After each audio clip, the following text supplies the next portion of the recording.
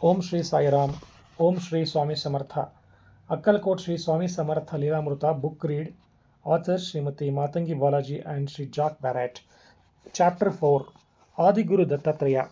Guru Dattatreya was the son of Atri Maharishi and Anasuya Devi. Atri Maharishi was one of the mind-born sons of Brahma. He did penance for many years and attained the perfection enlightenment. He married Anasuya, daughter of sage Kardama. Anasuya, as her name implies, is devoid of asuya or jealousy. She had no grudge against anyone. Instead, she had only immense love for living beings. She was a tremendous devotee and respected her husband as a living deity. She is considered to be the most among Pativratas. Her glory spread throughout the three worlds to Indra, the Lord of heaven, who saw Anasuya's glory. All his powers were like the light of burning lamp in front of the glowing sun. He approached the trinity of Brahma, Vishnu, and Maheshwara and asked them to somehow tarnish Anasuya's growing state of Pativrata. They agreed, and all the three disguised themselves as a wandering sadhus and went to the hut where Atri Maharishi lived, where they asked for alms. At that time, sage Atri had gone to the river bank to perform his daily rituals. Anasuya came out and welcomed all the three. However, it was then that the three sadhus made a strange stipulation.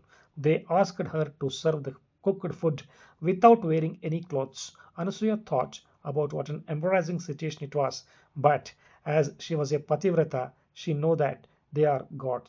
However, in India, guests are traditionally perceived to be the aspect of God. Because of this, she agreed to the stipulation as she wanted to satisfy them. A thought came to her mind that if the guests are children, then I would be feeding as the mother. Then I can certainly feed them without wearing clothes. As soon as she thought this, all the three of them turned into children. This was the power of Anasuya, the perfectly pure Pativrata's thought. She then went on to feed all the three motherly affection. After this, Atri Maharishi returned from his ritual and was surprised to see Anasuya cradling the three children. As soon as Anasuya saw her husband, she got up and offered the children at his feet. They are God's gift to us who don't have children, she said. Atri was very pleased and named them collectively as Datta.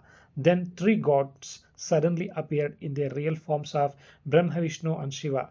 They narrated how Anasuya's admirable quality of Pativrata was so great that it even overcame their own powers. Brahma then became Chandra, Shiva became Durvasa, and Vishnu became Dattatreya. The sageous couple prayed that these three should continue to be their own sons.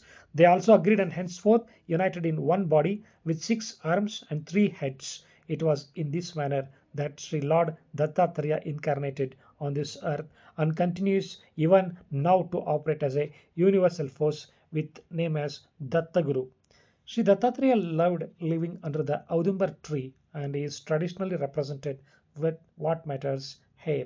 In each of his 6 arms, he holds a trident dhamaru, a conch, Sudarshan chakra, a vessel for arms, and a rosary.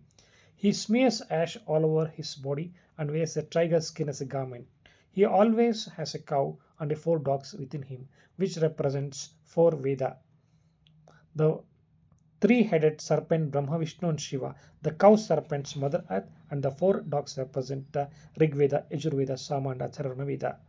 Sri Dattatreya was Paravardigar, that is, he was always wandering all over from east to west, from north to south.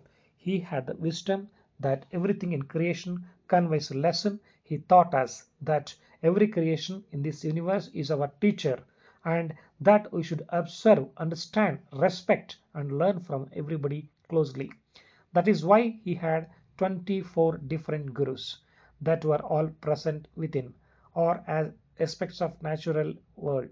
Like the ocean, the sky, he was a great yogi, Avadhuta Parampara, Paramahamsa, and Guru of all Gurus. The glory and merits of Sri Dattatreya incarnation cannot be described by ordinary human knowledge. He is simply the direct manifestation of supreme reality. Here ends chapter 4 of this book.